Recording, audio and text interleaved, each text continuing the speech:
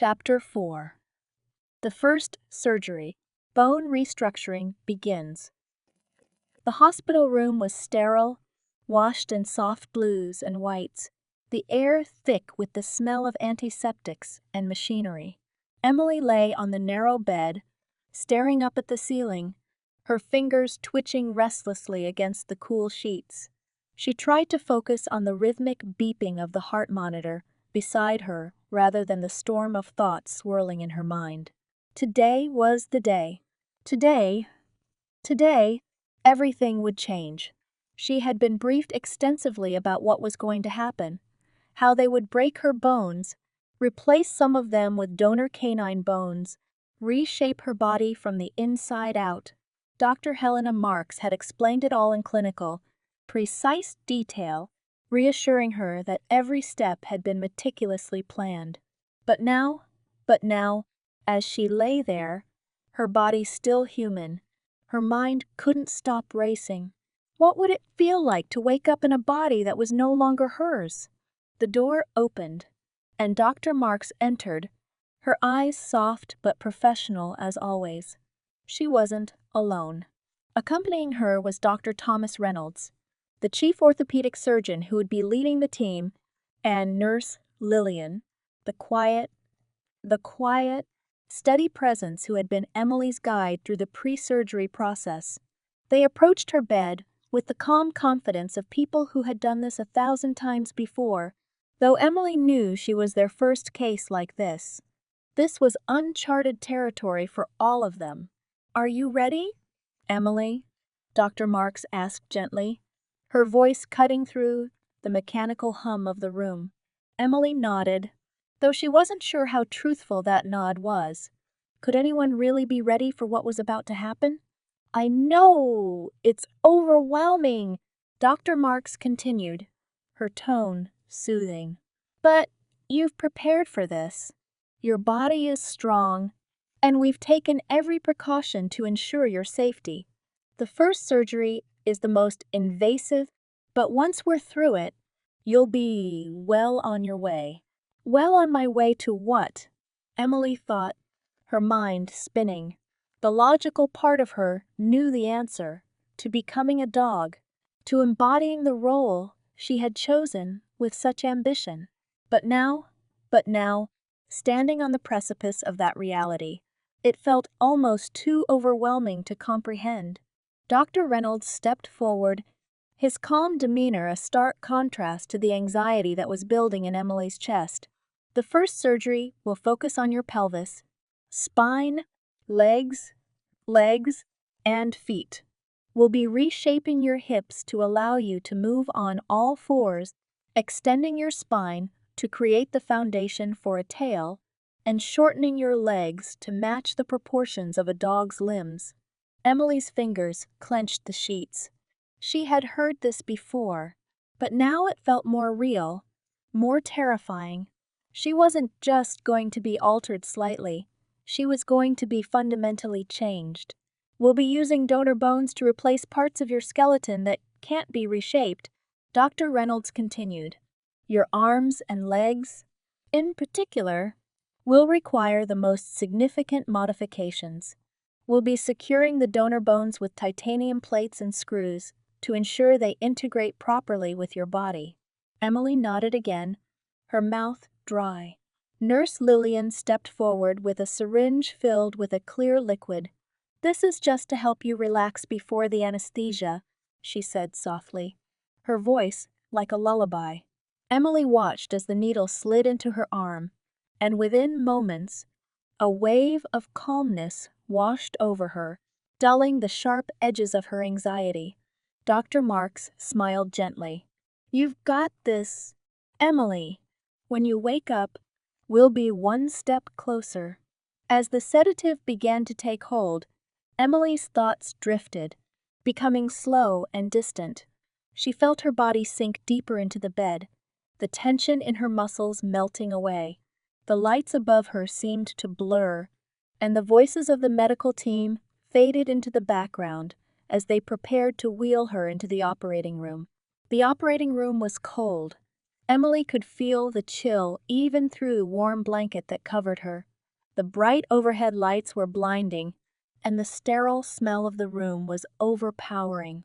Machines beeped and whirred around her, the sound both comforting and alienating. The team moved with quiet efficiency, their faces masked, their hands gloved, their voices low as they communicated in the precise language of surgery. Emily's mind was foggy from the sedative, but she was still aware enough to feel a flicker of fear as the anesthesiologist leaned over her, placing a mask gently over her nose and mouth. "Take deep breaths," he instructed, his voice muffled but kind. "You're going to drift off now." The gas filled her lungs, and for a moment, Emily's heart raced. She could feel her body slipping away from her, the edges of consciousness blurring into darkness. This was it. This was the last moment she would be fully human. Her last coherent thought before the blackness swallowed her was a simple, terrifying question. What will I be when I wake up? The surgery lasted for nearly 12 hours, an intricate, painstaking process that pushed the boundaries of modern medical science. Dr. Reynolds and his team worked with precision, breaking and reshaping Emily's bones, replacing her human limbs with donor canine bones where necessary, and extending her spine to create the framework for a tail. The first step was the pelvis. Emily's hips, designed for bipedal motion, needed to be completely altered to allow for quadrupedal movement. Using high-tech saws and drills, the surgeons carefully split her pelvic bones, removing sections that were too large or incompatible with the new form they were creating. Bone grafts were inserted to reshape the remaining structure, and titanium plates were screwed into place to hold everything together. The result was a pelvis that was smaller, narrower, and angled in such a way that would allow Emily to move on all fours with the grace of a dog. Next came her spine. The human spine was too short to accommodate the tail she would eventually grow, so the surgeons carefully inserted additional vertebrae, extending her lower back. The new vertebrae were secured with metal rods and screws, ensuring that the spine would heal properly and integrate the new bones into its structure. It was delicate work, but Dr. Reynolds was confident in his expertise. As they moved to her legs, the complexity of the procedure increased. Emily's legs were too long, too human, to match the proportions of a dog. The surgeons first shortened her femurs and tibias, carefully removing sections of bone before grafting the remaining pieces back together. But even with the shortening, Emily's human bones were still too thick, too heavy. This was where the donor bones came in. The team had sourced bones from a variety of canine donors: collies, German shepherds, even a greyhound, each chosen for their size and compatibility with Emily's projected new form. The donor bones were carefully shaped and inserted into her legs, replacing her human bones where necessary. Titanium plates and screws held everything in place, ensuring that the new bones would fuse with her body over time. As the surgeons worked on her feet, the transformation became even more drastic. Human feet were designed for balance and upright walking, with long toes and a complex structure of bones and muscles. But for Emily to walk like a dog, her feet needed to be completely reshaped. The surgeons removed several bones from her feet and toes, shortening and fusing them to create a more paw-like structure. Her toes were repositioned, and the remaining bones were secured with tiny metal plates to ensure they would heal in the correct shape. The hours ticked by, the team working with a quiet intensity as they restructured Emily's skeleton piece by piece. Her arms were next, the muscles and bones in her forearms reshaped and replaced with donor bones to create the more slender, elongated limbs of a dog. Her hands, too, were altered, her fingers shortened and fused to form the basis for paws. By the time the surgery was complete, Emily's body was a patchwork of human and canine bones, held together by metal and bone grafts. Her new skeleton was fragile, the bones still weak from the trauma of the procedure. But over time, with careful monitoring and rehabilitation, they would heal and fuse, becoming a seamless part of her new form. Dr. Reynolds stepped back from the operating table, his body aching from the hours of standing, his mind buzzing with the enormity of what they had just done. He looked down at Emily's unconscious form, now covered in bandages and secured in place with braces and supports to keep her fragile bones from shifting during the critical early stages of healing. "She's stable," he said quietly, his voice filled with a mixture of exhaustion and relief. "We've done all we can for now." Emily's world was dark, silent, and filled with a strange weightlessness. She drifted in and out of consciousness, her mind foggy from the anesthesia and the heavy painkillers coursing through her veins. In the distance, she could hear the faint beeping of machines, the soft murmur of voices, but none of it felt real. It was as though she were floating in a void, her body detached from her mind. She didn't know how long she had been like this. Hours, days, maybe even weeks. Time had lost all meaning. All she knew was that her body hurt. Even in this dreamlike state, she could feel the deep, pulsing ache that radiated from her bones, as though she had been broken apart and stitched back together. And then, slowly, awareness began to return. Her eyelids fluttered, the bright lights above her piercing through the haze of sleep. She tried to move, but her body wouldn't respond.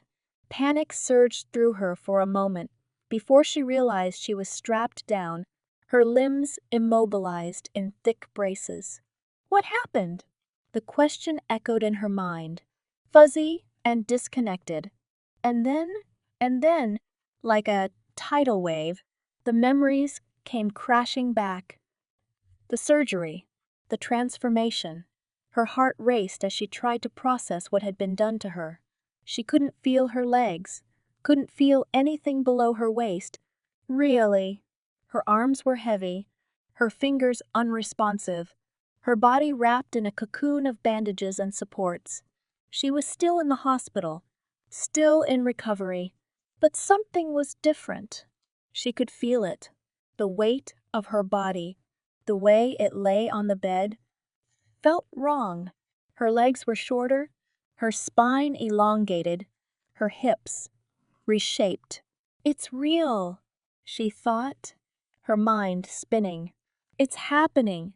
Footsteps approached, and she heard the familiar voice of Dr. Marks, though it sounded distant, muffled, as though her ears were filled with cotton. "She's waking up," Dr. Marks said softly, her voice filled with a strange mix of compassion and clinical detachment. Emily tried to speak, but her throat was dry, her voice too weak to form words. She wanted to ask what had happened, how long she had been unconscious, what she looked like now, but all she could manage was a soft, raspy exhale. "Don't try to speak," Dr. Marks said gently, leaning over her. "You've just come out of a medically induced coma. Your body needs time to heal." Coma. The word sent a chill through Emily's mind. How long had she been under? Days? Weeks? Weeks? "You're doing well," Dr. Marks reassured her.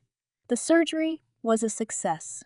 Your new bones are in place, and we're monitoring your progress closely. You're in a fragile state right now, but with time, you'll heal. Your body will adapt." Emily's eyes fluttered closed again, her mind too exhausted to process everything. She could feel the pull of sleep tugging at her, the comforting darkness beckoning her back. But before she drifted off, one thought lingered in her mind. "I'm no longer human.